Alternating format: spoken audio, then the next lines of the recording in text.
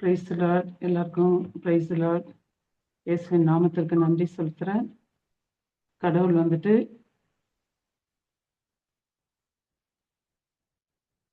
கடவுள் இந்த ஒரு பெரிய வாய்ப்பை எனக்கு கொடுத்ததற்காக அவருக்கு நன்றி.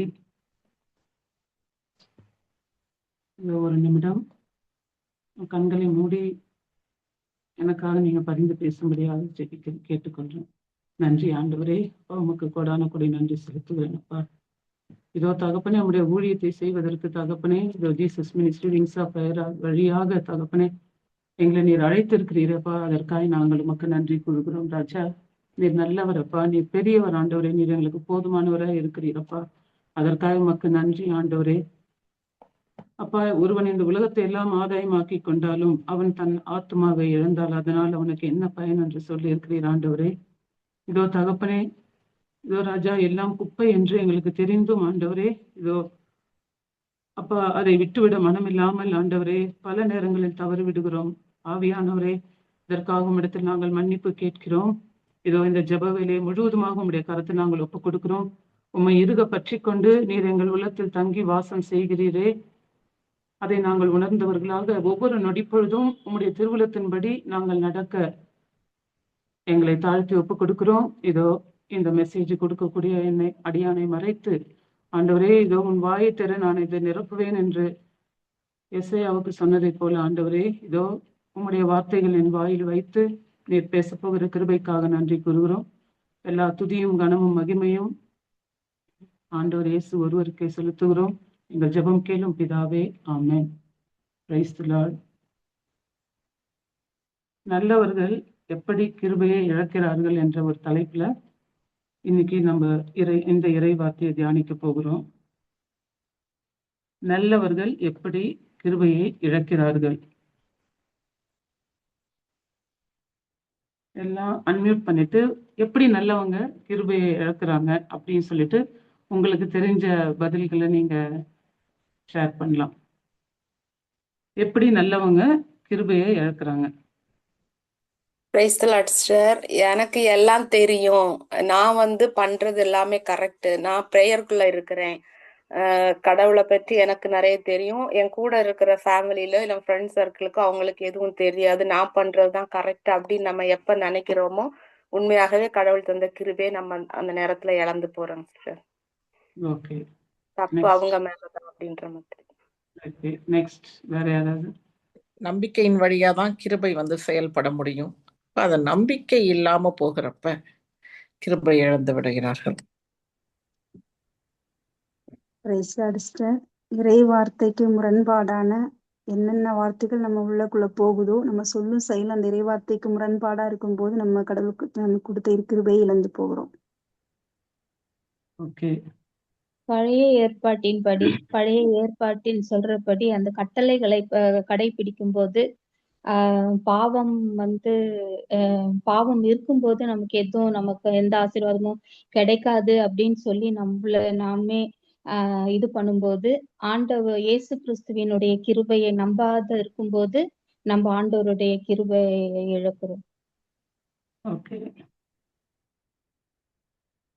வேற யாராச்சும் ஷேர் பண்றீங்களா? ஓகே. இப்போ எப்படி ஒரு நல்லவனை சாத்தான் அந்த கிருபையை இழக்க வைக்கிறான் அப்படின்னு சொன்னா, அவனோட ஒரே ஒரு சிம்பிள் ட்ரிக்கு, ரொம்ப ஈஸியஸ்ட் ட்ராப் எப்படின்னா, நான் நல்லவன். இப்ப நான் எங்க வீட்டுல ஒரு 5 பேர் இருக்கிறோம் அப்படின்னா, அப்ப நான் என்கிட்ட சொல்லுவான், நீ தான் நல்லவன், நீ தான் நல்லா ஜெபிக்கிற, நீ கோயிலுக்கு போற, நீ ஊழியம் பண்ற, அவங்க பாரு அவங்க எல்லாம் படுத்து தூங்குறாங்க, சோம்பேறியா இருக்கிறாங்க. அப்போ நான் நல்லவன் அப்படின்னு சொல்லி ஒருத்தனை எப்ப அவன் நம்ப வைக்கிறானோ அதுதான் அவனுடைய ஈஸியஸ்ட் ட்ராப். அப்ப நான் நல்லவன் ஆயிடுறேன். அப்ப இதுதான் அவனுடைய யுக்தி. அப்போ இது நம்ம அப்படி நம்பிட்டோம் அப்படின்னா அவன் நம்மள பாவத்துல விழ வச்சிடறான். அதுதான் இதுக்கு அர்த்தம். இப்போ இறை வார்த்தை என்ன சொல்லுது அப்படின்னா, மார்க் 10ஆம் அதிகாரம் 18ஆம் இறை வார்த்தை. யாரோ ஒருத்தர் வாசிக்கிறீங்களா? மார்க் 10:18.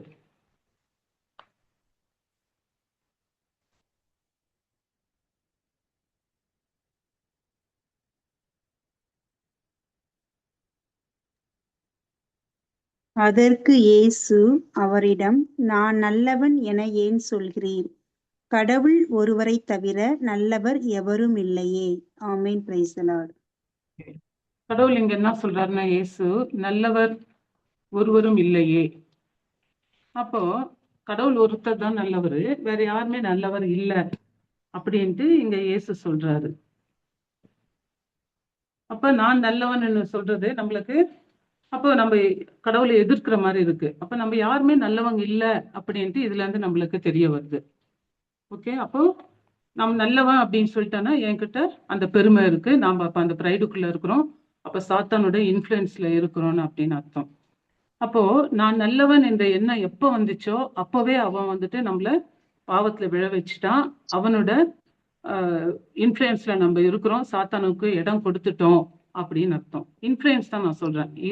அவன் நம்மள பொசஸ் பண்ணல, நம்மள இன்ஃப்ளூயன்ஸ் பண்றான். அப்போ நம்ம கூட இருக்கவங்க யாரையாவது ஒருத்தர் காமிச்சிட்டு, பாரு அவன் எவ்வளவு மோசமா இருக்கான் பாரு, நீ ஏதோ ஒரு வேலையை சொன்னா அவன் செய்யவே இல்லை, ஆனா நீ பார் பொழுதன்னைக்கும் வேலை செஞ்சுட்டே இருக்கிற அப்படின்னு சொல்லிட்டு ஒரு தீமையை அவங்க வழியா செய்ய வச்சுட்டு எனக்குள்ள ஒரு எண்ணத்தை தருவான், பாரு எப்படி மோசமா இருக்கான், நீ எல்லாம் அப்படி இல்லை அப்படின்னு சொல்லிட்டு. ஸோ இப்படி எல்லாம் நம்ம கிட்ட சொல்லி நம்மள அவன் வந்துட்டு ரிசீவ் பண்றான். அப்போ பைபிள் என்ன சொல்லுது அப்படின்னா, பிலிப்பியர் 2ஆம் அதிகாரம் 3ஆம் வசனம். பிலிப்பியர் 2:3. கடவுள் என்ன சொல்றாருன்னா, நீ மற்றவர்களை விட, என்னை விட மற்றவர்களை உயர்வாக கருதுங்கள் அப்படின்னு சொல்லப்பட்டிருக்கு. பிலிப்பியர் 2:3 இறைவார்த்தை என்ன சொல்லுதுன்னா,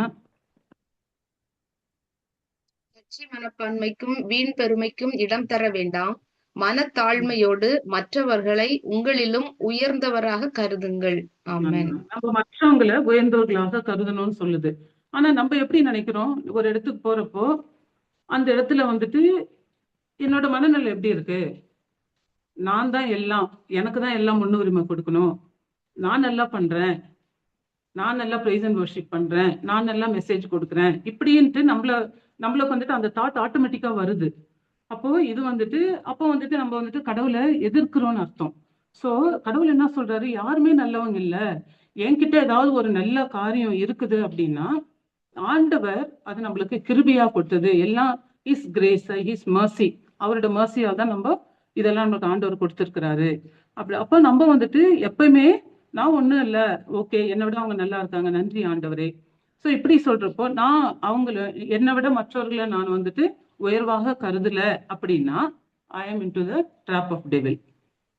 அப்போ இப்ப நம்ம ஒரு மனுஷனை பாக்குறோம், ஒரு குடிச்சிட்டு அங்க படுத்திருக்கிறான் அப்படின்னாலுமே நம்மளுக்குள்ள என்ன எண்ணம் வரும், இவெல்லாம் ஒரு மனுஷனா, இவன் குடிச்சிட்டு இப்படி படுத்திருக்கான் பாரு, இப்படி ஒரு எண்ணம் வந்தா கூட நம்ம வந்துட்டு we are in the trap of devil. அப்போ நம்ம என்ன நினைக்கிறோம், அவனோட நான் பரவாயில்ல அப்படின்னு நினைக்கிறோம். சோ அது தவறு. சோ அந்த மாதிரி எண்ணம் அந்த மாதிரி வரவே கூடாது. அப்ப வந்துச்சுன்னா நம்ம என்ன பண்ணணும், அப்ப நாளைக்கு நம்மளுக்கு அந்த மாதிரி ஒரு சூழ்நிலை வராதா? மேபி அவன் இப்ப குடிக்காரனா இருக்கலாம், இப்ப வேற ஏதாவது தப்பு செஞ்சுட்டு கோயிலுக்கு போகாம சுத்திக்கிட்டு சினிமா பார்த்துட்டு இப்படி இருக்கிறாங்க, ஐயோ எப்படி இவ்வளவு மோசமான லைஃப் வாழுறாங்க அப்படின்னு சொன்னா நம்ம அவங்கள அப்படி சொல்றப்போ நிச்சயமா இந்த சூழ்நிலை நாளைக்கு நம்மளுக்கு வராதுன்னு சொல்ல முடியுமா? வரக்கூடிய வாய்ப்புகள் இருக்கு. சோ நம்ம வந்துட்டு யாருமே ஜட்ஜ் பண்ணக்கூடாது. பரவாயில்ல, எனக்கு கிடைச்ச இந்த வாய்ப்பு அவங்களுக்கு கிடைச்சிருச்சுன்னா அவங்க இந்த மாதிரி இருந்திருக்க மாட்டாங்க அப்படின்னு அந்த ஒரு தாட் நம்மளுக்குள்ள வரணும். அப்படி வந்துச்சுன்னா we don't have pride, நம்ம கடவுளோட பிள்ளைங்களா இருக்கிறோம்.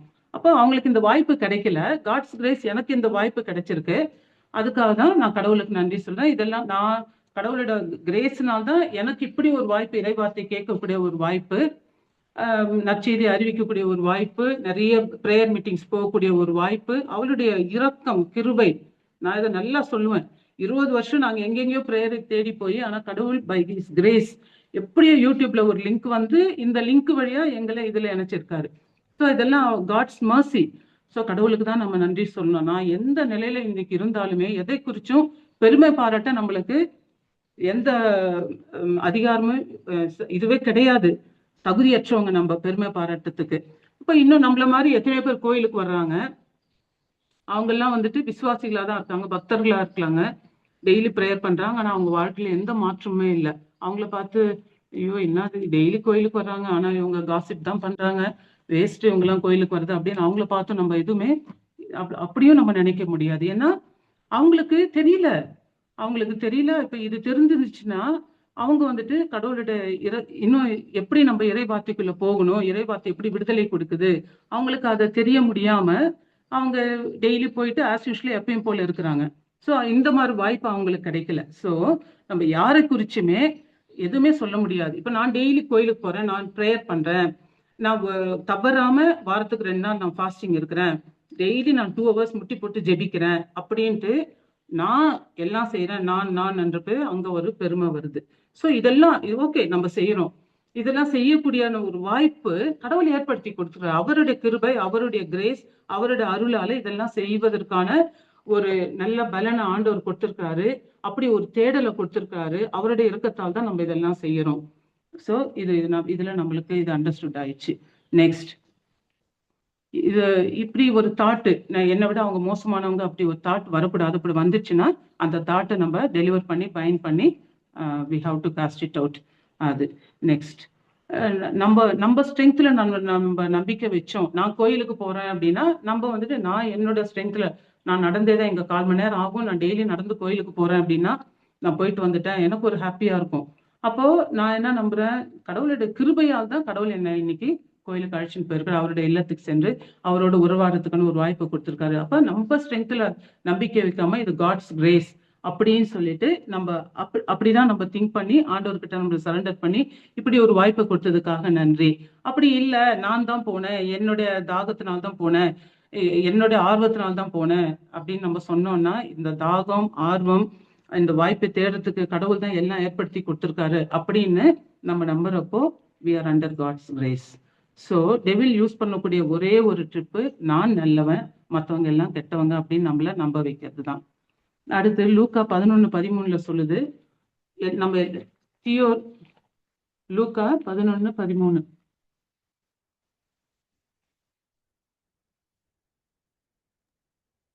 தீயோர்களாகிய நீங்களே உங்கள் பிள்ளைகளுக்கு நற்கொடைகள் அளிக்க அறிந்திருக்கிறீர்கள், அப்படியானால் விண்ணக தந்தை தம்மிடம் கேட்போருக்கு தூய ஆவியை கொடுப்பது எத்துணை உறுதி.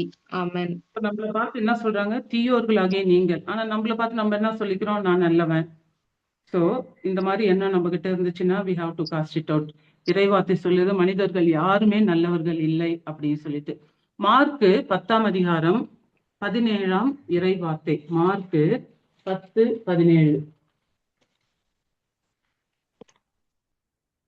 இயேசு புறப்பட்டு சென்று கொண்டிருந்த போது வழியில் ஒருவர் அவரிடம் ஓடி வந்து முழந்தாள் படியிட்டு, நல்ல போதகரே, நிலை வாழ்வை உரிமையாக்கிக் கொள்ள நான் என்ன செய்ய வேண்டும் என்று அவரை கேட்டார்.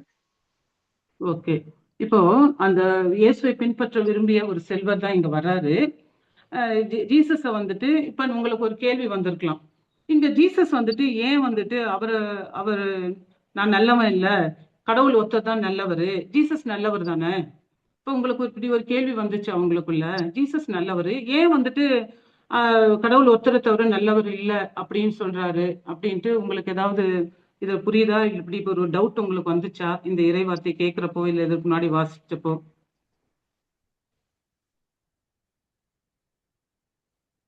எனக்கு வந்தது அவர் sister. மனித பிறவி சொல்லுங்க கவிதா. எனக்கு இந்த டவுட் வந்துச்சு. ஓகே, அதுக்கு அந்த ஆன்சர் எதுவும் தெரியுமா அதுக்கு? இல்ல சிஸ்டர், ஓகே நான் அதை ஓகே, நான் இது பண்ணல. இப்ப வந்துட்டு இந்த இயேசுவை பின்பற்ற விரும்பிய செல்வர் வந்துட்டு ஜீசஸ கடவுளா பார்க்கல, அவர் ஒரு போதகரா பாக்குறாரு. அதனால அவர் சொல்றாரு, அவர் வந்துட்டு இயேசுவை ஒரு கடவுளா பார்த்திருந்தாருன்னா ஜீசஸ் வந்துட்டு யூ குட் ஹவ் அக்செப்டட், நான் நல்ல போதகர், நான் நல்ல கடவுள், நானும் கடவுள் தான் அப்படின்ட்டு யூ குட் ஹவ் அக்செப்டட். ஆனா அவர் அங்க போதகரா பார்த்ததால இப்ப போதகராக போதிக்கிற ஒவ்வொருவருக்கும் கடவுள் இங்க சொல்ல வர்றது, போதகர்களையும் யாரும் நல்ல போதகர் இல்ல. அப்போ அப்பேற்பட்ட நாம் ஏதாவது நம்ம கிட்ட ஒரு நன்மைத்தனம் இருந்துச்சுன்னா அதுக்கெல்லாம் காரணம் கடவுளுடைய கிரேஸ். சோ எதை குறித்து நம்ம மேன்மை பாராட்டக்கூடாது, எல்லாமே நம்ம கடவுள்கிட்ட இருந்து பெற்றுக்கொண்ட கிரேஸ். இதுதான் இதுல இருந்து புரிய வருது. இது உங்களுக்கு புரிஞ்சிருக்கும்னு நான் நினைக்கிறேன். ஓகே, எல்லாமே அவரோட சக்தி தான், அவரோட கிருபை தான், அதில் நாம் பெருமை பாராட்ட ஒன்றுமே இல்லை. அப்போ நாம் நல்லவர்கள் என சொந்தம் கொண்டாடுகிறோமா? அப்படி கொண்டாடணும்னா தட் இஸ் வெரி டேஞ்சரஸ். அப்ப நம்ம வந்துட்டு கடவுளை எதிர்த்து நிற்கிறோம்னு அர்த்தம்னா ஜீசஸே சொல்றாரு கடவுள் ஒருவரை தவிர நல்லவர் இல்லை அப்படின்ட்டு. அவர் வந்துட்டு அவரை ஒரு போதகரா பார்த்ததால் தான் ஜீசஸ் வந்துட்டு யாருமே நல்லவங்க இல்ல, கடவுள் தான் நல்லவர் அப்படின்னு சொல்லிட்டாரு. இப்போ வந்துட்டு இப்போ நம்ம வந்துட்டு இப்போ நம்ம வீட்டில் இருக்கிறோம், ஹஸ்பண்ட் ஒய்ஃபா இருக்கிறோம். நம்மளுக்கு வந்துட்டு குறிப்பாக கணவனின் ப்ராப்ளம் மனைவிக்கு நல்லா தெரியும், மனைவியோட ப்ராப்ளம் கணவனுக்கு தெரியும். இப்போ பப்ளிக்ல வர்றப்போ நம்ம வந்துட்டு எங்களை ரொம்ப யாருக்கும் தெரியாது, எங்க சொந்தங்களுக்கோ இல்லை நம்ம ஃப்ரெண்ட்ஸுக்கோ வேற யாருக்குமே ரொம்ப டீப்பா தெரியணும்னா என்னை குறிச்சு என் ஹஸ்பண்டு குறிச்சு எனக்கும் தான் தெரியும். ஸோ இப்போ என் ஹஸ்பண்ட் கிட்ட ஒரு குறை இருக்குது அப்படின்னா, ஒரு குறை சொல்றப்ப அவருக்கு சுருக்குன்னு கோபம் வந்துச்சுன்னா அப்போனா இஸ் ஆப்ரேட்டிங் அண்டர் ப்ரைடுன்னு தான் அர்த்தம். இப்போ பெஸ்ட் பிளேஸ் நம்மளுக்கு ஹியூமிலிட்டி இருக்கா இல்லையா அப்படின்னு தெரியறதுக்கான ஒரு பெஸ்ட் இடம் தான் எதுன்னா நம்ம ஸ்பௌஸ் தான். ஸோ கணவனுக்கு மனைவி, மனைவிக்கு கணவன் அப்பப்போ டெஸ்ட் அடிக்கிற இடமும் இதுதான். ஸோ அப்போ வந்துட்டு இப்போ நான் வந்துட்டு வீட்டில் காஃபி போட்டேன், காஃபில வந்துட்டு ஒரு சுகர் போடாம கொடுத்துட்டேன் அப்படின்னா என் ஹஸ்பண்ட் அப்போ எப்படி ரியாக்ட் பண்றாரு, ரெஸ்பாண்ட் பண்றாரா, ரியாக்ட் பண்றாரா, என்ன பண்றாரு அப்படின்னு பார்க்கணும் நம்ம. அப்போ ஓகே சரி போட மறந்துட்டா போல அப்படின்னு அமைதியா குடிச்சிட்டா, மண்ணு மாதிரி குடிச்சிட்டாருன்னா அவர் வந்துட்டு he has humility-ன்னு அர்த்தம். இப்போ அவரே இப்போ போட்டு கொடுத்துட்டு நான் வந்துட்டு ஏன் சுகர் போடலையா, போட்டு கொண்டு வாங்க அப்படின்னு சொன்னா I am operating under pride. அதுவும் அந்த சொல்லக்கூடிய ஒரு தோரணை இருக்கு, என்னப்பா போட மறந்துட்டீங்களா அப்படின்னு சொல்லி அப்படி சொல்றது வேற. ஆனா நானும் வந்துட்டு ஓகே நோ ப்ராப்ளம், டெய்லி தான் சுகரோடு குடிக்கிறோம், நோ ப்ராப்ளம், சுகர் இல்லாம இன்னைக்கு ஒரு நாள் குடிக்கலாம் அப்படின்னு நினைச்சு குடிச்சோம் அப்படின்னா we are under humility, we don't have pride. இது அண்டர்ஸ்டுட் ஆயிடுச்சு. அது இப்போ இப்போ வந்துட்டு ஹஸ்பண்டு கிட்ட ஒரு குறை இருக்குது, எப்போ பாரு ஆஃபீஸ் போயிட்டு லேட்டாக வர்றாரு. நானும் சொன்னா லேட்டாக தான் வர்றாரு, ஏன்னா சரி நான் நாளைக்கு வந்துடுறேன், கொஞ்சம் மீட்டிங் இருந்துச்சு அப்படி இப்படின்னு ஏதாவது சொல்லிட்டு லேட்டாக வர்றாரு அப்படின்னா அப்போ அது ஒரு எங்கேயோ போய் பேசிட்டு லேட்டாக வர்றாருன்னு வச்சுக்கிங்க. அப்போ அந்த குறைய சொல்றப்போ அவர் எப்படி எடுத்துக்கிறார், சரி இப்போ ஒன்றும் இல்லை ஆஃபீஸில் மீட்டிங் தான் உண்மைதான் அப்படின்னு சொல்றப்போ அது ஒரு குறைய அக்செப்ட் பண்ணிட்டு ஓகே கரெக்டாக அடுத்த நாள்லேருந்து கரெக்டாக வந்துடுறாரு அப்படின்னு வச்சுக்கிட்டீங்க அப்படின்னா அப்போ அவரை அந்த குறைய அக்செப்ட் பண்ணிட்டு ஓகே நான் டைமுக்கு வீட்டில் இருக்கணும், ஆஃபீஸ் வேலை முடிஞ்சிச்சுன்னா வீட்டுக்கு வரணும். அப்போ அவர் குறைய அக்செப்ட் பண்றாருன்னா இஸ் ஆப்ரேட்டிங் அண்டர் ஹியூமிலிட்டி. இப்போ இருக்கிற குறையே சொல்றப்ப அவர் அக்செப்ட் பண்ணிக்கிறாரு. இப்போ குறையே இல்லாததையே அவர் மேல ஒரு குறை இல்லை, ஆனா அதை நான் வந்துட்டு ஒரு குறையா சொல்றப்போ அவர் அக்செப்ட் பண்றாரா? ஆனா ஜீசஸ் சொல்றாரு அதையும் நம்மள அக்செப்ட் பண்ணணும்னு சொல்றாரு. சரிங்களா? எப்படின்னா ஜீசஸ் வந்துட்டு அந்த 12 வே ஆஃப் த கிராஸ் சிலுவை பாதையில 12 ஸ்தலங்கள்ல ஃபர்ஸ்ட் ஸ்தலம் வந்துட்டு ஜீசஸ அநியாயமா தீர்ப்பிடுறாங்க. அப்ப அவர் வாயே திறக்கல, வாய் திறக்காம அந்த தீர்ப்புக்கு அவர் அக்களிக்கிறாரு, அக்களிப்போட போறாரு. அந்த தீர்ப்பை அவர் ஏத்துக்கிட்டு ஓகே அந்த அநியாய தீர்ப்புக்கு ஒத்துக்கிறாரு. இப்போ நம்ம வந்துட்டு குறை சொன்னதையும் அக்செப்ட் பண்ணிக்கிட்டு செய்யாத குறைய செஞ்சேன்னு சொல்றப்பையும் எப்படி எடுத்துக்கிறோம், அக்செப்ட் பண்றோமா இல்ல எதுவும் பேசுறோமா, முணுமுணுக்குறோமா, இது ரெண்டுமே நம்ம கரெக்டா செய்யறப்போ ஓகே செய்யாத, ஆனா இது ரொம்ப கஷ்டம், ஒரு செய்யாத குறைய அவங்க செஞ்சாங்க அப்படின்னு சொல்லி நம்மள வந்துட்டு பப்ளிஷ் பண்றப்போ நம்மளுக்கு எப்படி நம்மளால அது வந்துட்டு நம்ம போய் இல்ல நான் செய்யல அப்படின்னு ப்ரூஃப் பண்ணதான் நம்மளுக்கு வரும். அப்போ ஜீசஸ் சொல்றாரு இதெல்லாம் அக்செப்ட் பண்ணி வாய் திறக்க கூடாது, உள்ளத்திலையும் எந்த சிந்தனையும் இல்லாம அதை நம்ம ஏற்றுக்கொள்றப்போ ஜீசஸ் எப்படி இந்த சிலுவையை அக்செப்ட் பண்றாரோ, தீர்ப்பிடுறதுக்கு தன்னை ஒப்பு கொடுக்கிறாரோ, is going to the first level of spirituality. நம்மளும் இந்த ரெண்டு காரியம் செய்யறப்போ we are also going to the first level of spirituality. அப்போ நம்ம எல்லாத்துலயும் கொஞ்சம் அமைதியா பொறுமையா இருந்தாதான் இதெல்லாம் நம்ம கையாள முடியும். கடவுள் சொல்றாரு love is the most powerful tool in the universe. Love தான் யூனிவர்ஸ்லயே இருக்கக்கூடிய ஒரு மோஸ்ட் பவர்ஃபுல் டூல்னா அது அன்பு தான். அப்போ 1 Corinthians 13:4 என்ன சொல்லுதுன்னா அன்பு பொறுமை உள்ளது. அப்போ உள்ளத்தில் கோபம் இருந்துச்சுன்னா வி டோன்ட் ஹவ் ஃபெய்த்னு அர்த்தம். ஏன் கோபம் வருது, எனக்கு நம்பிக்கை இருக்கு ஆனா எனக்கு கோபம் வருதுன்னா வி டோன்ட் ஹவ் ஃபெய்த், அதுதான் அதுக்கு அர்த்தம். அப்போ அன்பு வந்துட்டு பொறுமை உள்ளது, கடவுள் சொல்லியிருக்காரு அன்பு பொறுமை உள்ளது. அப்போ இந்த நம்பிக்கையினால்தான் இந்த பொறுமை வரும். எனக்கு நம்பிக்கை இருக்கு ஆனா எனக்கு பொறுமை இல்லை அப்படின்றப்போ எனக்கு ஏதோ ராங், என் நம்பிக்கையில ஏதோ ராங்குன்னு தான் அர்த்தம். இப்போ ஃபார் எக்ஸாம்பிள் இப்போ என் பொண்ணு சரியா படிக்கல, எப்பவுமே ஃபெயில் மார்க் வாங்குறா அப்படின்றப்போ நான் வந்துட்டு ஐயோ என்னதான் ஆகுதோ தெரியல, அந்த பொண்ணு படிக்க மாட்டேன்றாலே அப்படின்னு சூழ்நிலையை பார்த்து நான் வந்துட்டு இது ஒரு டெஸ்ட், இந்த டெஸ்ட் டைம்ல வேர்டை மறந்துட்டேன் அப்படின்னா அது வந்துட்டு நம்ம வந்துட்டு சூழ்நிலையில விழுந்து போயிடும். சூழ்நிலை டைம்ல நம்மளுக்கு வேர்டு ஞாபகத்துக்கு வரணும். அந்த வேர்டு ஞாபகத்துக்கு வரணும் அப்படின்னா அது இருதயத்துல இருக்கணும். இருதயத்துல வேர்டை பதிக்க வேண்டியது நம்மளோட பொறுப்பு, கடமை.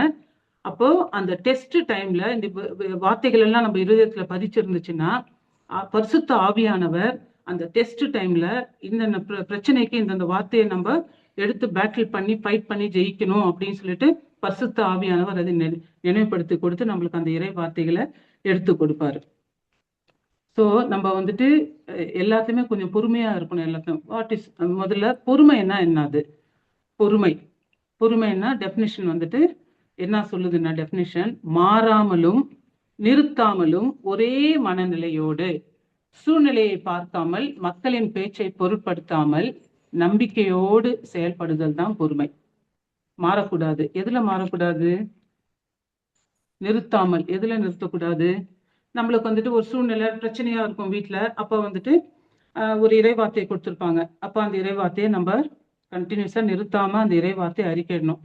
இந்த இறைவார்த்தையை நீங்க எவ்ரிடே 100 டைம் அறிக்கையிடுங்க அப்படின்னு சொல்றப்போ அந்த இறைவார்த்தையை நம்ம கரெக்டா 100 டைம் ஒரு நாளைக்கு நிறுத்தாம அறிக்கையிடுது. அதுதான் நிறுத்தக்கூடாது. மாறக்கூடாதுன்னா ஓகே, நான் இந்த இறைவார்த்தையை 3 மாசம் அறிக்கையிட்டேன், எனக்கு ஒண்ணுமே நடக்கல, சரி இந்த இறைவார்த்தைக்கு பதிலா நான் வேற ஏதாவது அறிக்கையிடுறேன் அப்படின்னு ஜெபமாலை சொல்றேன், நான் டெய்லி மாசுக்கு போயிடுறேன், எனக்கு இது வந்துட்டு பலன் கொடுக்குற மாதிரி தெரியல அப்படின்னு சொல்லிட்டு நம்ம வந்துட்டு அதுல மாத்திக்கிட்டோம் அப்படின்னா அது தவறு. சரிங்களா? அப்போ ஒரே மனநிலை. அப்போ ஃபர்ஸ்ட்ல நம்மளுக்கு ஜெபத்துக்கு வந்தப்போ எந்த மனநிலையோட வந்தோமோ ஆண்டவர் செய்வாரு, கண்டிப்பா அவரோட வார்த்தை வந்துட்டு உண்மை, அது எனக்கு நடக்கும் அப்படின்ற மனநிலையோட டிராவல் பண்றப்போ அதுதான். அப்ப நம்ம வந்துட்டு சூழ்நிலையை பார்க்க கூடாது, மக்கள் பேசுற பேச்சையும் நம்ப கூடாது. அப்ப நம்பிக்கையோடு செயல்படுறதுதான் பொறுமை. இப்போ இந்த ஏவாள் வந்துட்டு ஏவாள் சாத்தான் சோதிச்சப்போ ஏவாள் வந்துட்டு ஃபர்ஸ்ட்ல இறைவார்த்தை அவங்களுக்கு ஞாபகம் இருந்துச்சு, ஆனா சாத்தான் சோதிக்கிறப்போ அவங்க டிசீவ் ஆனாங்க. அவங்களுக்கு இறைவார்த்தை மறந்துட்டு அப்போ அந்த பழத்தை சாப்பிட்டதால ஷி வாஸ் டிசீவ். அப்போ நம்மளுக்கு ஒரு ப்ராப்ளம் வர்றப்போ அப்போ நம்ம வந்துட்டு சூழ்நிலையை பார்க்காம இந்த ப்ராப்ளத்துக்கு எப்படி ஆண்டவர் இறைவார்த்தையை கொடுத்திருக்காரு, இது நம்ம இருதயத்துல ஃபில்லா இருந்துச்சுன்னா அந்த சூழ்நிலைக்கு வர்றப்போ பரிசுத்த ஆவியானவர் நம்மளுக்கு நினைவுபடுத்தி கொடுத்து அந்த இறைவார்த்தை அறிக்கக்கூடிய ஒரு வல்லமையை பரிசுத்த ஆவியானவர் நம்மளுக்குள்ள தருவார். இப்போ சிக்கு அப்படின்னா நம்மளுக்கு தெரியும் எந்த இறைவார்த்தை அறிக்கையிடணும்னு, ஆனா அதுக்கு வேர்ட் வந்துட்டு நம்ம ஹார்ட்ல இருக்கணும். ஹார்ட்ல இருக்கிறதுக்கு என்னோட டியூட்டி, இறைவார்த்தை ஹார்ட்ல நான் தான் வந்துட்டு பிளான் பண்ணணும், ஆவியானவர் அதை நினைவுபடுத்தி கொடுப்பார். அப்போ நம்ம வந்துட்டு மெனி டைம்ஸ் கோவப்பட்டு டிப்ரெஷன் ஆயிட்டு தப்பு பண்ணிடுறோம், ஐயோ சூழ்நிலையை பார்த்துட்டு தவறிடுறோம். அப்போ வந்து நம்ம இறைவார்த்தை அறிக்கையிடாம தப்பு பண்ணிட்டு அந்த தவறுக்குள்ள போய் மாட்டிடுறோம். அப்போ வந்துட்டு அவங்கள திட்டிடும், ஏதோ அந்த சூழ்நிலைக்கு ஏற்ற மாதிரி வார்த்தைகளை வெளியில விட்டுறோம் அப்படின்னா அப்ப என்ன ஆகுது, நம்ம வந்துட்டு கோபம் டிப்ரெஷன்ல சிச்சுவேஷன்ல வேர்ட் ஆஃப் காடை மறந்துடுறோம். அப்ப கோவப்பட்டு தப்பு செய்ததுக்கு அப்புறம் வந்துட்டு ஐயோ தப்பு செஞ்சுட்டேனே அப்படின்னு ஃபீல் பண்றோம். சரிங்களா? அப்போ வேர்ட் ஆஃப் காட் வந்துட்டு என்ன சொல்றதுன்னா ரோமையர் 12:21, தீமை உங்களை வெல்ல விடாதீர்கள், தீமையை நன்மையால் வெல்லுங்கள். அப்போ இது ஒரு தீமையான சூழ்நிலை, நம்மளுக்கு ஒரு பிரச்சனை வருதுன்னா அப்போ நம்மளுக்கு வந்துட்டு இதெல்லாம் இந்த இறைவார்த்தை நம்ம உள்ளத்துல இருக்கணும். அப்ப என்ன ஒரு ப்ராப்ளம் வந்தாலும் ஆண்டவர் நம்மளுக்கு சொல்லி இருக்கிறது இந்த இறைவார்த்தையை எப்படி பயன்படுத்தணும் நம்மளுக்கு எல்லாருக்குமே நல்லாவே தெரியும். இப்ப அதையும் மிஞ்சி நம்ம நிறைய டைம் நிறைய அறிக்கையிட்டு அது நடக்கல அப்படின்றப்போ ஐயோ நானும் இந்த இறைவார்த்தை அறிக்கை படிக்கல. எஸ்ஐயா 54:13 ஆண்டவர் சொல்லியிருக்காரு, என் பிள்ளை படிக்க மாட்டேங்குது, ஆனா இந்த இறைவார்த்தை வந்துட்டு உன் பிள்ளைகளுக்கு ஆண்டவர் தாமே கற்றுக் கொடுப்பார், உன் பிள்ளைகள் நிறைவாழ்வு பெற்று சிறப்புறுவர் அப்படின்னு சொல்லியுமே நான் நம்பல. அதையும் மிஞ்சி எங்கேயோ பிரேயருக்கு போறப்போ ஜெபிக்கிறப்போ ஏதோ ஒரு ப்ராஃபஸி வழியா ஜீசஸே அந்த ப்ராஃபஸிய தர்றாரு. அப்போ ஜீசஸ் சொல்றாரு, இங்க ஒரு அம்மா அழுதுன்னு இருக்காங்க, அவங்க பிள்ளைய குறிச்சு அந்த பிள்ளை பேர் சொல்றாங்கன்னு வச்சுக்கீங்க. அப்போ வந்துட்டு நீங்க உங்க பிள்ளைய குறிச்சு ரொம்ப பாரமா ஜெபிச்சுட்டு அழுதுன்னு இருக்கீங்க, ஆனா ஆண்டவர் வந்துட்டு உங்க பிள்ளைக்கு ஒரு வளமான எதிர்காலம் வச்சிருக்காரு, உங்க பிள்ளை நாளைக்கு ஒரு பெரிய சயின்டிஸ்ட் ஆகுதுன்னு ஆண்டவர் சொல்றாரு அப்படின்னதுமே அந்த தாய்க்கு எப்படி இருக்கும்? அப்பா பெரும் மகிழ்ச்சியா இருக்கும். சரி இந்த பிள்ளை இனிமே படிச்சா என்ன படிக்கலன்னா ஆண்டவர் தான் இப்படி ஒரு வெளிப்பாடு கொடுத்துட்டாரு. ஆனா இந்த இறை வார்த்தை என்ன சொல்லுது? எஸ்ஐயா 54:13 எழுதப்பட்ட இறை வார்த்தை சொல்லுது, அவர் என் பிள்ளைக்கு ஆண்டவர் தாமே அனைத்தையும் கற்றுக் கொடுப்பார், உன் பிள்ளைகள் நிறைவாழ்வு பெற்று சிறப்புறுவர்னு சொன்னத அந்த இறைவார்த்தையை நம்பாம நம்ம வந்துட்டு யாரோ ஒருத்தர் சொன்ன ப்ராபஸியை நம்புறோம். அப்போ நம்மளோட விசுவாசம் எப்படி இருக்குது? காணக்கூடிய விசுவாசமா இருக்கு. அப்ப காணக்கூடிய விசுவாசம்னா அது வந்துட்டு தாமஸ் ஃபெய்த்தா இருக்குது. நம்மளுடைய விசுவாசம் எப்படியாப்பட்ட விசுவாசமா இருக்கணும்? கடவுள் சொல்றாரு, கண்டு விசுவாசிப்பனை விட காணாமல் விசுவாசிப்பன் பேறு பெற்றவன் சொல்றாரு. சோ ஆபிரகாம் ஃபெய்த்ல நம்ம வரணும். இப்படி இந்த ஆபிரகாம் ஃபெய்த்ல வரணும்னா என்ன பண்ணணும்? இந்த இறை வார்த்தைய எடுத்து அறிக்கை செய்து மெடிடேட் பண்ணி சொல்றப்போ அந்த இறை வார்த்தை உள்ளத்துல ஊன்றப்படும். அது பலன் கொடுக்கறத நம்மளால பார்க்க முடியும். But you have to be patient. அப்ப கொஞ்சம் பொறுமையா காத்திருக்கணும். ஓகே, இப்போ வந்துட்டு தேங்க்யூ ஜீசஸ். இப்போ நம்மளுக்கு ஒரு கோபம், டென்ஷன் வருது. இப்போ ஏன் அப்படி வருதுன்னா நம்மளுக்கு நம்பிக்கை இல்லை, இறைவாத்துல நம்பிக்கை இல்லாம கோபம் ஏன் வருது? நான் கரெக்ட் அப்படின்றப்பதான் நம்மளுக்கு கோபம் வருது. இப்போ நம்ம ஒரு இறை வார்த்தையின்படி செயல்படுறோம். இப்போ கடவுள் சொல்லியிருக்காரு, லூக்கா 6:29,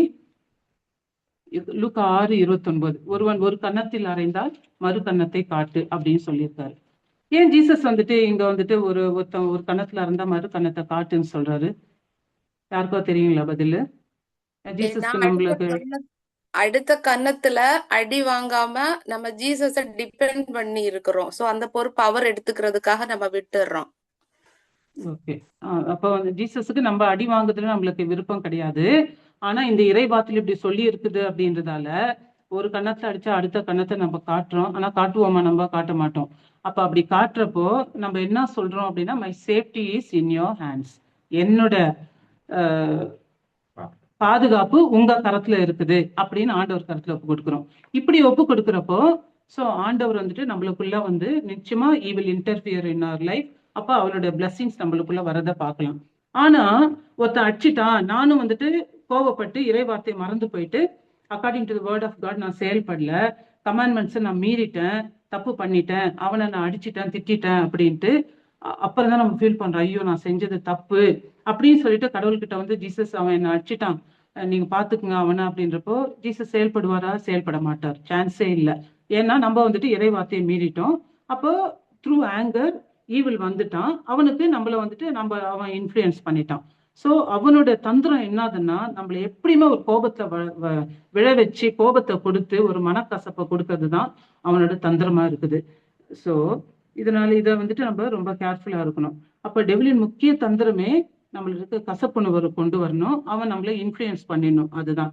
அப்போ அவன் இப்படி நம்ம இறைவார்த்தைக்கு முரண்பாடா செயல்படுறப்போ அவன் நம்மளுக்குள்ள கம்ப்ளீட்டா கசப்புணர்வை கொடுத்து கம்ஃபர்டபுளா நம்மள இன்ஃப்ளூயன்ஸ் பண்ணிடுறான்.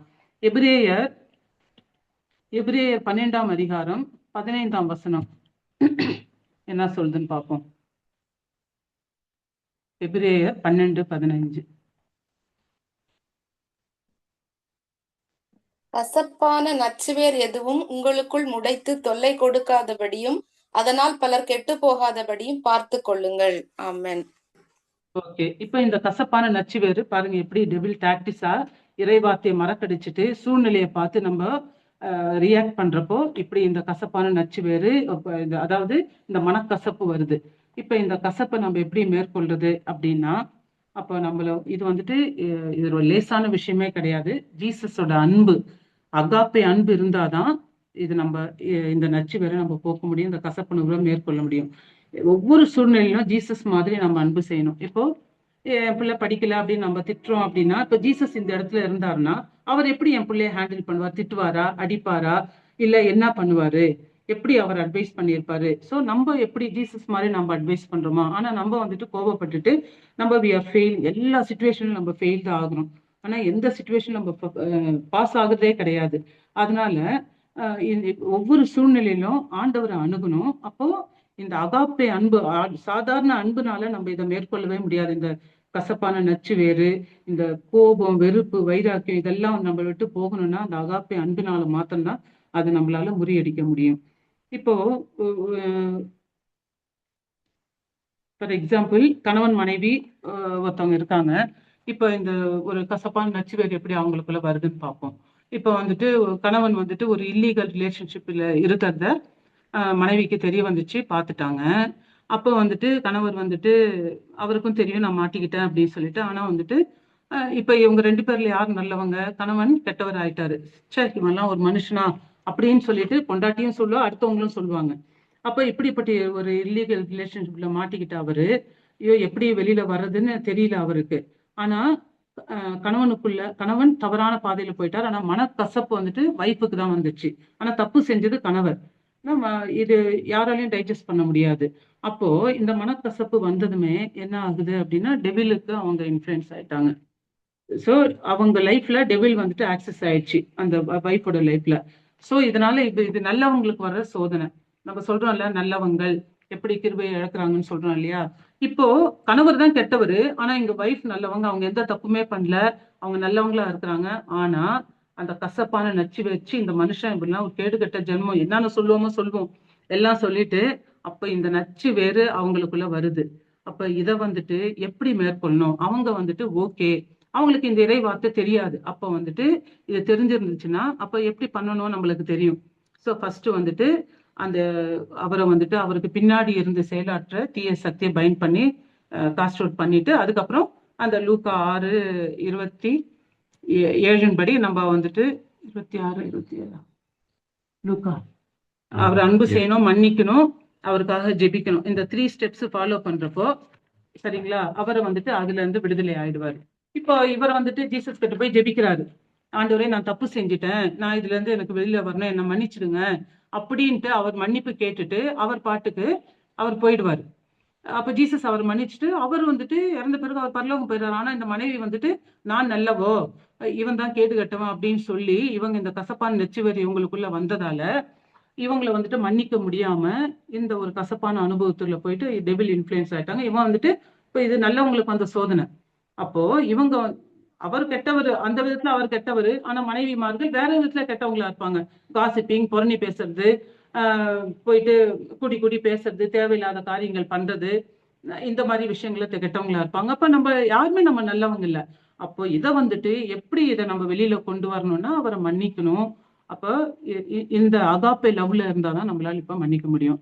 ஓகே, இப்ப வந்துட்டு கிதியோன் சண்டைக்கு போறாரு. கிதியோன் சண்டைக்கு போற பிரைஸ் அண்ட் வர்ஷிப்ல அங்க என்ன நடந்துச்சுன்னா, எதிரிகள் எல்லாருமே தங்களுக்குள்ள வெட்டுண்டு ஒவ்வொருத்தரும் மடிய செஞ்சுட்டாங்க. அப்போ எப்படி இது நடந்துச்சு? அந்த எல்லாரும் ஒருத்தர் அவங்களுக்குள்ளே வெட்டுண்டு மடிஞ்சாங்கன்னா, அந்த பிரைஸ் அண்ட் வர்ஷிப்னோட பவர், அந்த லவ், அந்த அகாப்பே லவ் அங்க வந்ததால எதிரிகள் எல்லாரையும் அழிச்சாச்சு. பட் அந்த அகாப்பே லவ் வரும் பொழுது அவனால டெவில் கேன் ஹேண்டில் எனிதிங். ஆனா அந்த அகாப்பே லவ்வுக்கு முன்னாடி அவனால நிக்கவே முடியாது. சோ லவ் தான் வந்துட்டு மோஸ்ட் பவர்ஃபுல் டூல்னு சொன்னேன் நான் உங்களுக்கு. அதுவும் அகாப்பே லவ் வந்துட்டு பொறுமை உள்ளது. பொறுமையினால்தான் நம்மளுக்கு பொறுமை நம்பிக்கை கொடுக்கும். அப்போ ஃபெய்த், லவ், ஹியூமிலிட்டி, இது மூன்றுமே ரொம்ப முக்கியமானது. Faith, love, humility. அப்போ பேஷியன்ட்டும் ஃபெய்த்தும் 2 பேரும் ட்வின் பிரதர்ஸ்.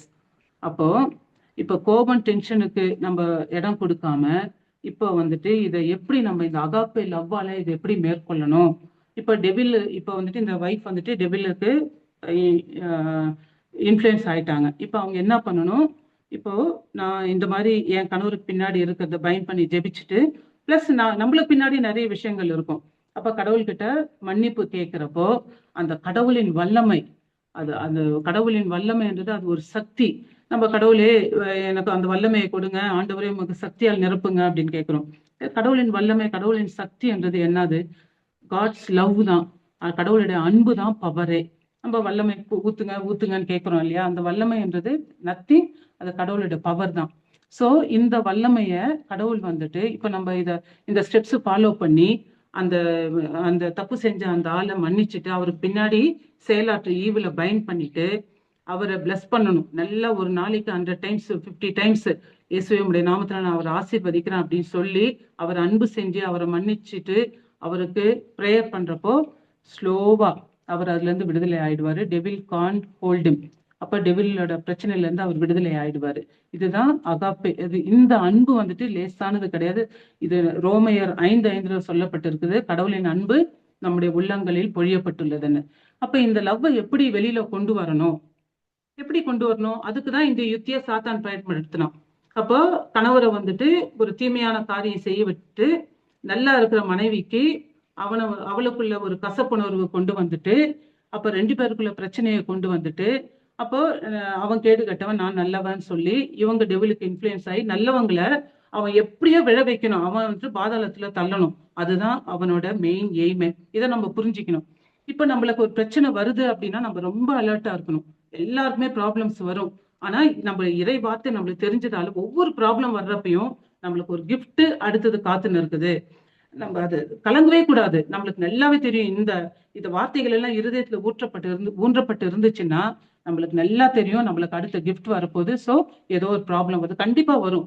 ஒரு ப்ராப்ளம் முடிஞ்சு அடுத்த ப்ராப்ளம் கண்டிப்பா கடவுள் சொல்லியிருக்காரு, என்னை பின்பற்ற விரும்பும் எவனும் அன்றாடம் தன் சிலுவையை சுமந்து கொண்டு என்னை பின்தொடரட்டும்னு. அப்போ இந்த கடவுளுடைய அன்பு நம்ம உள்ளத்துல ஊற்றப்பட்டு இருக்கு இல்லையா, அதை வச்சு நம்ம வந்துட்டு ஒவ்வொருத்தரையும் இப்படி நம்மளுக்கு எதிராக யாரெல்லாம் இந்த மாதிரி தீமை செஞ்சிருக்காங்களோ, இது கணவன் மனைவி இது ஒண்ணு, நம்மளுக்கு எதிராக மாமியார் செஞ்சிருப்பாங்க, நாத்தனாருங்க செஞ்சிருப்பாங்க, இவங்களை எல்லாம் அவங்க நாத்தனார் மாமியாரை பார்க்காம அவங்க எல்லாம் நல்லவங்களை அவங்களுக்கு பின்னாடி இருந்த செயலாற்ற இந்த ஈவில பயன் பண்ணிட்டு, அப்ப இந்த அகாப்பை லவ்வால நம்ம அவங்கள ஊற்றி நிறைக்கிறப்போ அப்ப அவங்களுக்குள்ள அந்த லவ் போய் இந்த அகாப்பை அன்பு வந்துட்டு அப்படியே பெருக்கெடுத்து ஓடி சரியா அவங்களுக்குள்ள இருக்கிற ஈவில வந்துட்டு அழிச்சிடும். சோ இப்போ இதனால்தான் இந்த பிரச்சனை வருது. இப்ப வந்துட்டு இந்த கடவுளுடைய அன்பு வந்துட்டு மெயினா இப்ப நான் இந்த கணவர் மாத்திரம் சொல்றேன். அவரு எப்படி இந்த கணவர் ஹஸ்பண்ட் அண்ட் ஒய்ஃப் எப்படி ஒன்னாகணும் அப்படின்னா, இப்போ இந்த அன்பு நம்மளுக்குள்ள இருக்குதா இல்லையான்னு பாக்கிறதுக்கு தான் இந்த பிரச்சனை வருதே நம்மளுக்கு. அப்போ ஒரு ப்ராப்ளம் வந்தா தானே நம்ம ஃபெய்த்ல ஆப்ரேட் ஆகுறோமா இல்லையான்னு தெரியும். அப்போ நம்ம உள்ளத்துல ஹார்ட் தான் தேன் கூடு. அந்த ஹார்ட்ல தேன் இருக்குதா என்ன இருக்குதுன்னு பாக்கிறதுக்கு தான் இந்த பிரச்சனை வருது. சோ இந்த நம்ம எதுல ஆப்ரேட் பண்ணணும்னு பாக்கிறதுக்கு யாராவது ஒருத்தர் வந்து இந்த தேன் கூட குத்தணும். அதுதான் இந்த பிரச்சனை வந்து குத்துது. சரிங்களா? இப்ப இவர் வந்துட்டு ஒரு தார்மான வாழ்க்கைக்கு போனது, வைஃப் வந்துட்டு அதனால இன்ஃப்ளூயன்ஸ் ஆகி மனக்கசப்புக்குள்ள போனது. அப்போ இது யாராவது குத்துனாதான் அந்த அகாப்பே அன்புல இருந்து அந்த தேன்கூடு ஆகிய அந்த ஹார்ட்ல இருந்து ஒருத்தர் குத்துறப்போ என்ன வருதுன்னு நம்மளால பார்க்க முடியும். அப்ப அன்பு வருதா இல்ல வேற ஏதாவது வருதா, நம்ம ரியாக்ட் பண்றோமா ரெஸ்பாண்ட் பண்றோமா, அப்ப எப்படி பண்றோம்? அப்ப இத வந்துட்டு இந்த அன்பு தான் உண்மையான அன்பு. இப்ப இந்த அகாப்ப அன்பு இருந்துச்சுன்னா நம்ம அவரால உள்ளார்ந்த அந்த அகாப்ப அன்பிலிருந்து அவரை மன்னிக்கிறப்போ அவர் வந்துட்டு இதுல இருந்து விடுதலை ஆயிடுவாரு. நம்ம சும்மானா ஹஸ்பண்ட ஹனின்னு சொல்லுவோம், இதுதான் உண்மையான ஹனி. நம்ம அவரை மன்னிச்சுட்டு கடவுள் எப்படி மன்னிச்சாரோ கடவுளை போல நான் மன்னிக்கிறேன் அப்படின்னு அன்பு செய்யறப்போ உண்மையான அந்த அன்பு அவருடைய உள்ளத்துல இருந்து பொங்கி வரும். இப்ப இந்த உண்மையான அணி எப்ப வரும் அப்படின்னா அது ஒருத்தர் குத்தும் போதுதான் வரும். இப்ப இதை நம்மளால செய்ய முடிஞ்சது அப்படின்னா நம்ம சக்சீட் ஆகுறோம். அப்பதான் நம்மளுக்கு ரியல் ஹனி வரும். அந்த ரியல் ஹனி தான் லவ் ஆஃப் காட். அப்போ இது நம்மளுக்கு கேட்பதற்கு சூப்பரா இருக்கும். ஆனா இது யார் அனுபவிக்கிறாங்களோ அவங்களுக்கு தான் இதோட கஷ்டம் தெரியும், எவ்வளோ அவஸ்தைப்படுவாங்க அப்படின்னு சொல்லிட்டு. சோ இந்த இப்பேற்பட்ட இந்த அகாப்பே அன்பை நம்ம ஃபீல் பண்ணணும்னா நம்மளுக்கு ப்ராப்ளம்ஸ் வர்றப்போ அந்த ப்ராப்ளம்ஸ எப்படி நம்ம ஹேண்டில் பண்ணோம், கடவுளுடைய அன்பு நம்மளுடைய உள்ளங்களில் பொழியப்பட்டிருக்கிற அந்த அன்பை நம்ம உள்ளத்துல இருந்துச்சுன்னா இப்பேற்பட்ட பிரச்சனைகளை அவரோட அன்பு மாசு மறுவற்ற அன்பு முழுமையாக மன்னிக்கக்கூடிய அன்பு இதை மேற்கொண்டுட்டோம்னா நம்ம சாத்தானை தோற்கடிச்சிடலாம், அவனுடைய யுத்திகளை முறியடிக்கலாம். சோ கடவுளுடைய அன்புல நம்ம ஆப்ரேட் ஆகும்.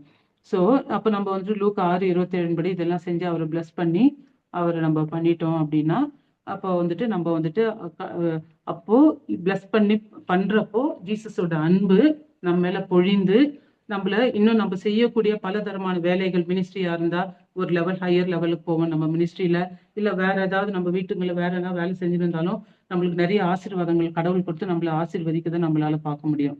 ஸோ நம்ம ஸ்பிரிச்சுவல் மெச்சூரிட்டியில ஒரு லெவல் ஹையருக்கு கொண்டு போவார். இந்த அகாப்பே அன்புனால் நம்ம உந்தப்பட்டவர்களா இந்த இப்பேற்பட்ட கணவனை நம்ம மன்னிச்சோம் அப்படின்னா அப்ப மன்னிக்கிறப்ப அந்த வைஃபும் வந்துட்டு இதுல இருந்து விடுதலை ஆயிடுறாங்க. இது நம்ம ஸ்லோவா செய்யறப்போ இதை நம்ம பிராக்டிஸ் பண்ணி செய்யறப்போ இது நம்மளால செய்ய முடியும். இதுதான் நம்ம ஸ்பிரிச்சுவல் மெச்சூரிட்டியில வளர்றதுக்கான ஒரு வாய்ப்பு. அப்போ இப்படி நம்மளுக்கு ஒரு நன்மை வர்றது நல்லது தீமை நம்மளுக்கு இது தீமையா நினைக்கிறோம் இல்லையா? அப்ப இப்படியாப்பட்ட பிரச்சனைகள் வர்றது நம்ம நன்மைக்கா தீமைக்கா? ஆன்சர் பண்ணுங்க. நம்மளுக்கு ஒரு பிரச்சனை, ஒரு மோசமான ஒரு சூழ்நிலை, சிச்சுவேஷன், பிரச்சனை ரொம்ப மோசமா இருக்கு. அப்ப இது வர்றது ஒரு நல்லதுக்கா தீமைக்கா? நன்மைக்கு. கண்டிப்பா நல்ல நன்மைக்குதான். அப்ப நன்மைக்குதான். அப்போ அப்போ இது வந்துட்டு டெவிலோட ஒரு பெரிய ட்ரிக்கு. இதை நம்ம புரிஞ்சுக்கிட்டோம்னா நல்லவர்களை பாவத்துல விழ வைக்கணும், மனக்கசப்பு உண்டாக்கணும், அவனை எப்படியாவது தப்பு செய்ய வச்சுட்டு அப்ப கடவுளுடைய விஷயங்கள், அவருடைய ஆசீர்வாதங்கள் எதுவுமே நடக்காம தடுக்கணும் அப்படின்னு சொல்லிட்டு. இப்ப இந்த மாதிரி தீமை செய்யறவங்கள நிறைய பேர் இருக்காங்க நம்மள சுத்தி. இந்த மாதிரி நம்ம பாட்டுக்கு சும்மா இருப்போம். இதை நான் நிறைய அனுபவிச்சேன் என் லைஃப்ல. நம்ம பாட்டுக்கு சும்மா இருப்போம், வேணும்ட்டே நம்ம நெய்பர்ஸ் வேணும்ட்டே. அப்ப இதை நான் நினைப்பேன், ஏன் இப்படி எல்லாம் நடக்குது அப்படின்னு நினைப்பேன். இப்போ இந்த மெசேஜ் எடுக்கிறப்பதான், இப்போ ஜஸ்ட் நான் இங்க வந்து இந்த பிரைஸ் அண்ட் வர்ஷிப் உட்கார டைம்ல தான் இந்த தாட்டை ஆண்டவர் கொடுத்தாரு. இதெல்லாம் என் லைஃப்ல நான் அனுபவிச்சிருக்கேன். அப்போ வந்துட்டு வேணும்ட்டே ஒருத்தவங்களை குத்தி பிரச்சனைக்கு மேல பிரச்சனை, பிரச்சனைக்கு மேல பிரச்சனை இப்படி கொடுத்து அப்படியே நொந்து நூலா போற சூழ்நிலைக்கு வந்தாச்சு. அப்ப இப்பதான் தெரியுது, அட இதெல்லாம் வந்துட்டு ஒரு நல்ல மனுஷனை, நான் நல்லவன்னு சொல்லிக்க வரல. அப்ப நம்ம பாட்டுக்கு நம்ம உண்டு, நம்ம வேலை உண்டு, கோயில் பிரேயர் இப்படிதான் போயிட்டு வந்துன்னு இருந்தோம். யாருக்கிட்டயுமே அன்னசரியா ஏதாவது பேசணும்னா இறை வார்த்தையை பத்தி தான் பேசுறது. அது எப்பவும் நாங்க அதை எந்த ஒரு வீண் கதைகள் பேசியே ரொம்ப நாள் ஆயிடுச்சு. எதை பேசினாலும் இறை வார்த்தையை பத்தி பேசக்கூடிய அந்த மாதிரி சூழ்நிலையில இப்படி ஒரு பிரச்சனை வருதுன்னா, என்ன ஆண்டவரே இப்படி நம்ம பாட்டுக்கு இருக்கிறோம். இதுல வந்துட்டு ஒரு கேத்தலிக் கூட இதுல இருக்கிறாங்க. ஒரு கேத்தலிக் ஃபேமிலிக்கு எதிராக கேத்தலிக் ஃபேமிலியே வருது. கேவலமான வார்த்தைகளை எல்லாம் பேட் வேர்ட்ஸ் இப்படி பேசுறாங்க. பேசிட்டு போலீஸ்ல வர போய் கம்ப்ளைண்ட் கொடுத்துட்டாங்க. அப்ப இது என்னால தாங்கவே முடியல. என்னடா அது இப்படி ஒரு அவமானம். ஆனா இப்ப தெரியுது, இதெல்லாம் வந்துட்டு ஆண்டவர் அவருக்குள்ள கொண்டு வரதுக்காக நல்லவங்களுக்கு அவங்கள வச்சு அவங்கள இன்ஃப்ளூயன்ஸ் பண்றது. பாவம், அவங்களும் நல்லவங்க தான். அவங்கள வந்துட்டு டெவில் பயன்படுத்துறான். அவங்கள பயன்படுத்தி நம்மளுக்குள்ள இந்த பிரச்சனையை கொண்டு வர செய்து நம்மளையும் அதுல விழ வச்சு, அப்போ இதுல இருந்து எப்படி தப்பிக்கிறதுன்னு நம்மளுக்கு வழியை காமிச்சிட்டு கொடுத்து, அப்போ நம்ம எப்படியும் ஆண்டவர் தப்பிக்க வைக்கிறாரு. சோ இப்ப எல்லா விஷயத்துலயுமே எல்லா கணவனும் மனைவியும் பேட் தான். எல்லாருமே நல்லவங்க, குட் அப்படின்ட்டு இல்ல. கணவர் ஒரு விஷயத்துல பேடா இருந்தா மனைவி ஒரு விஷயத்துல பேடா இருப்பாங்க. சோ அப்போ நம்ம வந்துட்டு இந்த உலகத்துல யாருமே பெர்ஃபெக்ட் இல்ல. அப்போ யாக்கோபு 1:20 சொல்லுது, சினம் வந்துட்டு கடவுளுடைய செயல்படுவதற்கு தடையா இருக்குதுன்னு சொல்லிட்டு, மனிதரின் சினம் கடவுளுடைய செயல்பட தடையா இருக்கிறது அப்படின்ட்டு. சோ நான் சரி அப்படின்னு சொல்றதுதான். நான் சரின்னு சொன்னா நான் கரெக்ட். அப்ப அது வந்துட்டு ஆங்கர்ல ஆப்ரேட் ஆகுது.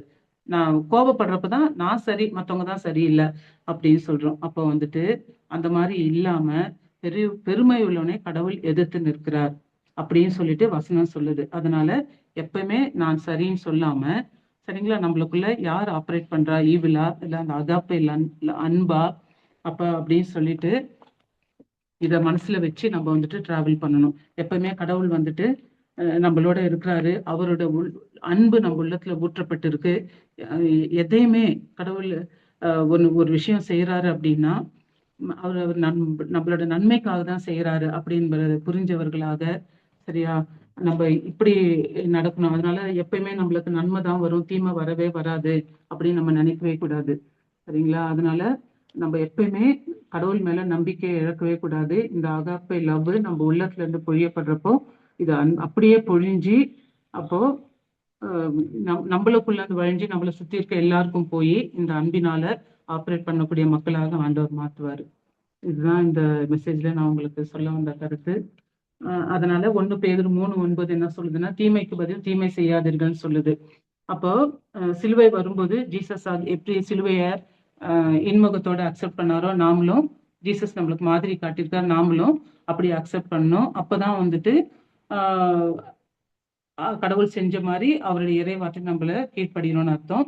அப்போதான் அந்த சிலுவையை அக்செப்ட் பண்ண போதுதான் நம்மளுக்கு வந்துட்டு அவரோட ஆசீர்வாதம் நம்மளுக்கு கிடைக்கும். அப்போ இந்த இறைவார்த்தை தான் நான் ரொம்ப ஷார்ட் டைம்ல ப்ரிப்பேர் பண்ணேன்.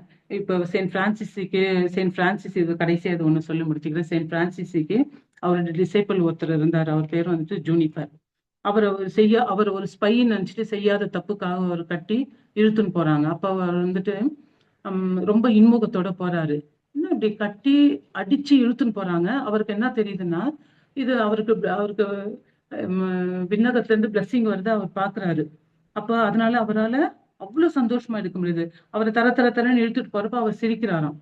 ஏன்னா அவருக்கு வந்துட்டு துன்பப்படும் போது அதுக்கு பலன் உண்டு அப்படின்றத அவர் நல்லா தெரிஞ்சுக்கிட்டாரு. சோ நம்மளுக்கும் துன்பங்கள் வழியா நம்மளுக்கு நிறைய பலன்கள் தான் உண்டு. அப்ப துன்பப்பட்டால் பலன் உண்டு, நம்ம பேதுரு கூட சொல்லியிருக்காரு. சோ நம்மள துன்பங்களை நம்ம ஏற்றுக்குவோம். ஒரு துன்பம் வருதுன்னா நம்ம அலர்ட் ஆயிடணும். அந்த துன்பத்தின் வழியா எனக்கு வந்துட்டு ஆண்டவர் ஒரு பெரிய ஆசீர்வாதம் வச்சிருக்கிறாரு அப்படின்னு சொல்லிட்டு. Thank you Jesus. இதோ ஆண்டவரே, இதோ நீர் கொடுத்த இந்த இறை வார்த்தைகளுக்காக நன்றி அப்பா. அப்பா, இந்த இறை வார்த்தைகள் ஆண்டவரே உங்களுடைய அகாப்பை அன்பு எங்கள் உள்ளத்தில் பொழிந்து ஆண்டவரே அதன்படி நாங்கள் ஆபரேட் செய்ய, அப்பா பிறரை நாங்கள் எங்களை விட உயர்வாக கருத ஆண்டவரே இந்த அகாப்பை அன்பு எங்கள் உள்ளத்தில் இந்த நாளில் நீர் ஊற்றியதற்காக உமக்கு நன்றி செலுத்துகிறேன். எல்லா துதியும் கனமும் மகிமையும் என் ஆண்டவர் ஒருவருக்கே ஏறெடுக்கிறேன். இயேசு கிறிஸ்துவின் மூலம் ஜெபிக்கிறேன். நீங்கள் ஜெபம் கேளும் பிதாவே, ஆமென். தந்தை, மகன், தூய ஆவியின் பெயராலே, amen. Praise the lord sisters.